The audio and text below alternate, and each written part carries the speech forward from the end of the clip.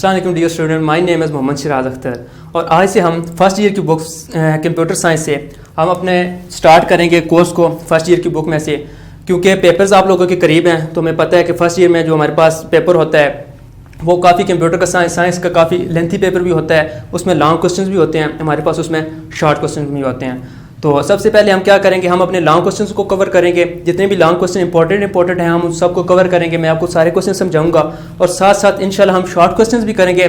और जो क्वेश्चन आपको समझ नहीं आ रहे फर्स्ट ईयर की कंप्यूटर साइंस की बुक में से, वो क्वेश्चन भी हम कवर करने की कोशिश इंशाल्लाह करेंगे। तो आज जो हमारा टॉपिक है बहुत इंपॉर्टेंट टॉपिक है, लॉन्ग क्वेश्चन में बहुत ज़्यादा आता है फर्स्ट ईयर के पेपर में।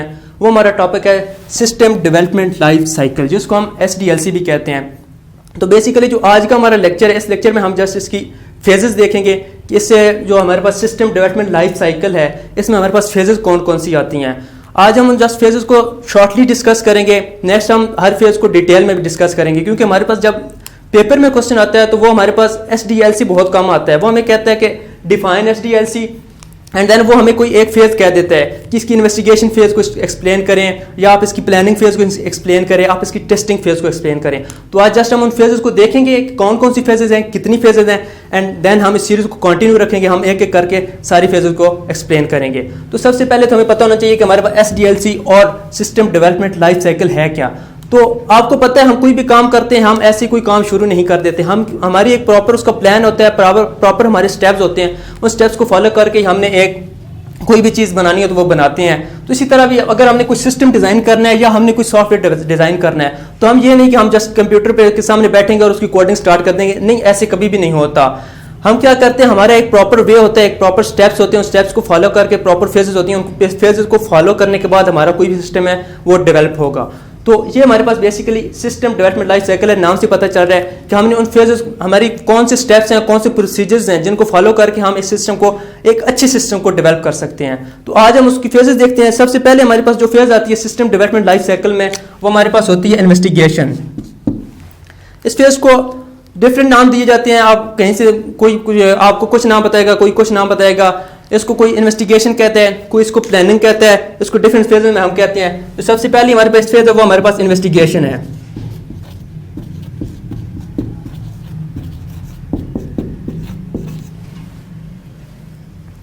इन्वेस्टिगेशन फेज में क्या होता है कि हमें नाम से पता चल रहा है कि हम इसमें इन्वेस्टिगेट करते हैं, लेकिन किस चीज को इन्वेस्टिगेट करते हैं। इसमें हम बेसिकली हमारा जो सिस्टम, करंट सिस्टम है,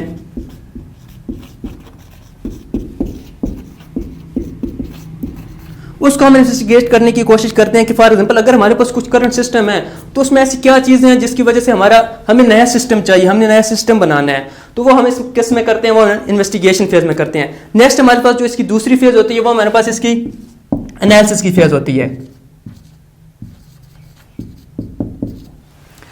अब एनालिसिस फेज में क्या होता है, एनालिसिस फेज में हम क्या करते हैं, हम उस चीज़ों को एनालिसिस करते हैं। फॉर एग्जांपल हमारे पास सिस्टम है, हमने सिस्टम को इन्वेस्टिगेट किया, हमें पता चल गया कि ये चीज़ें इसमें। नेक्स्ट हमने क्या करना है, उन चीज़ों का एनालिसिस करना है कि अगर ये चीज़ें मौजूद हैं तो इनमें ऐसी कौन सी चीज़ है जिसको एनालिसिस से हमें पता चले कि नहीं ये चीज़ फॉल्टी है, ये चीज़ अच्छी नहीं है, इसके लिए हमें नया सिस्टम चाहिए। तो इसमें हम क्या करते हैं, बेसिकली हम इसमें सिंपल एनालिसिस ही करते हैं। नेक्स्ट इसमें हमारे पास फेज, थर्ड फेज हमारे पास आ जाती है डेटा गैदरिंग।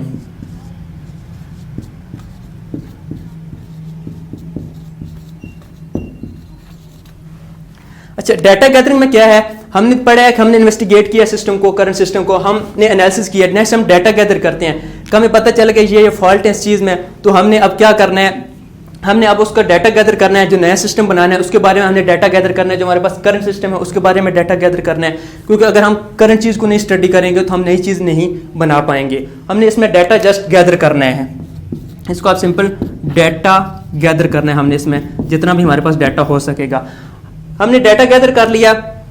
नेक्स्ट अब हमारे पास जो फेज है, हमने इसका एक डिज़ाइन बनाना है, क्योंकि हमारे पास सारी चीज़ें आ गई हैं, हमारे पास एक रेसिपी मौजूद है, हमने उस चीज़ को डिज़ाइन करना है।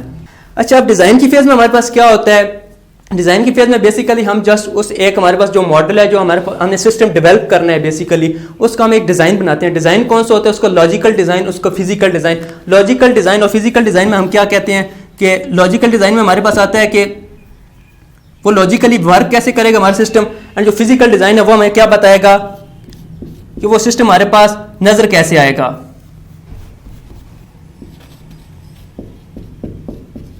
लॉजिकल एंड फिजिकल डिज़ाइन हमें क्या बताता है? लॉजिकल डिज़ाइन हमें बताएगा कि हमारा सिस्टम वर्क कैसे कर रहा है, वो कैसे काम परफॉर्म कर रहा है जो काम हमें चाहिए। और फिजिकल डिज़ाइन क्या करेगा? वो उसका यूज़र इंटरफेस कह सकते हैं या उसका एक फिजिकल डिज़ाइन कि वो फिजिकल हमें कैसे नज़र आएगा। तो 4 फेजेस हमने देख लिए। नेक्स्ट हमारे पास जो इसकी फेज होती है, हमने डिज़ाइन कर लिया। डिज़ाइन के बाद अब सबसे इंपॉर्टेंट काम होता है वो हमारे पास होता है कोडिंग का। हमने सिस्टम का डिज़ाइन बना लिया, हमें पता है सिस्टम ने वर्क कैसे करना है और सिस्टम ने हमें नज़र कैसे आना है। तो नेक्स्ट हमारे पास कौन सा फेज़ है? हमारे पास कोडिंग का फेज़ में। इसमें हम क्या करते हैं? इसमें हम बेसिकली प्रोग्रामिंग करते हैं, उस सिस्टम को डेवलप करते हैं। बेसिकली ये कह सकते हैं हम उस सिस्टम को डेवलप करते हैं और उसके हम कोड लिखते हैं और उसकी प्रोग्रामिंग करते हैं। बहुत इंपॉर्टेंट फेज़ है। इसमें मोस्टली ज़्यादा टाइम इसी में लगता है क्योंकि प्रोग्रामिंग एक काफ़ी डिफ़िकल्ट और कम्प्लेक्स सा प्रोसेस होता है, तो इसमें काफ़ी ज़्यादा टाइम लग जाता है। हमारा सिस्टम प्रोग्राम हो गया, हमारा सिस्टम कोड हो गया, तो ये नहीं कि जस्ट कोड हो गया तो हम उसको डिलीवर कर दें या अपनी ऑर्गेनाइजेशन में हम उसको इम्प्लीमेंट कर दें। नो, नेक्स्ट हमने कौन सा स्टेप उसमें परफॉर्म करना होता है सिस्टम डेवलपमेंट लाइफ साइकिल में। नेक्स्ट हमारा जो स्टेप होता है प्रोग्रामिंग या कोडिंग के बाद हमारे पास स्टेप आता है उसकी टेस्टिंग का। क्योंकि हम जब तक कोई चीज़ टेस्ट ना कर लें हमें नहीं पता चलेगा कि वो वर्क कर रही है या नहीं। अगर वर्क कर रही है तो सही वर्क कर रही है या नहीं। तो इसमें हम क्या करते हैं? उसकी टेस्टिंग करते हैं। जो हमारे पास सिस्टम मौजूद है, जो हमने बनाया है सिस्टम, उसको हम क्या करते हैं? टेस्ट करते हैं कि ये हमारी जो हम इनपुट दे रहे हैं उसके मुताबिक हमें आउटपुट भी दे रहा है और जो आउटपुट दे रहा है वो ही आउटपुट है जो हमें चाहिए या कोई अपने पास से कोई आउटपुट दे रहा है। तो हमारी टेस्ट हो गया। टेस्ट के बाद हमारे पास इसकी नेक्स्ट फेज आती है इम्प्लीमेंटेशन की। अब इम्प्लीमेंटेशन की फेज हमारे पास इसमें 7th फेज है।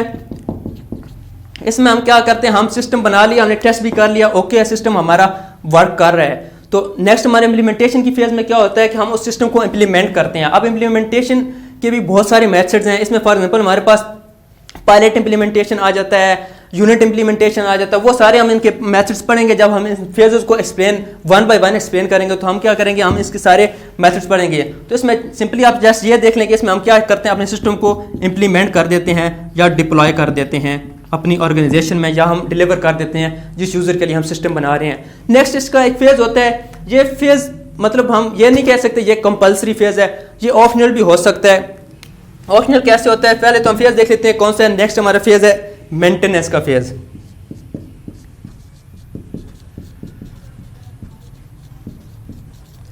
अच्छा, अब ये फेज़ ऑप्शनल कैसे हो सकता है और कंपल्सरी कैसे हो सकता है? फॉर एग्जांपल एक ऑर्गेनाइजेशन है, वो मेरे पास आई है, उसने मुझे कहा है कि आपने मुझे सिस्टम डेवलप करके देना है। मैंने उनके सिस्टम को स्टडी किया, मैंने उसका डिज़ाइन बनाया, उसको कोडिंग की, उसको इम्प्लीमेंट कर दिया। अगर वो ऑर्गेनाइजेशन मुझे कहेगी कि अब इसकी मेंटेनेंस भी आपने ही करनी है, तो फिर ये मेरे लिए फेज़ कंपल्सरी हो जाएगा। कि मेंटेनेंस में क्या होता है? हम चेक करते हैं कि अगर उसमें कुछ एरर आया तो उस एरर को ठीक करना है, कुछ बग आया तो उस बग को ठीक करना है, अगर कोई और इशू आ रहा है उस सिस्टम को अपडेट करना है तो वो मैंने करना है। अगर ऑर्गेनाइजेशन मुझे कहेगी, अगर ऑर्गेनाइजेशन मुझे कहती है कि जस्ट आपने सिस्टम बनाना है, डेवलप करना है, इंप्लीमेंट करना है और बस आपका खत्म, तो फिर ये फेज मेरे लिए ऑप्शनल है, मेरे लिए ये कंपलसरी नहीं है। मैं इसमें क्या करता हूँ?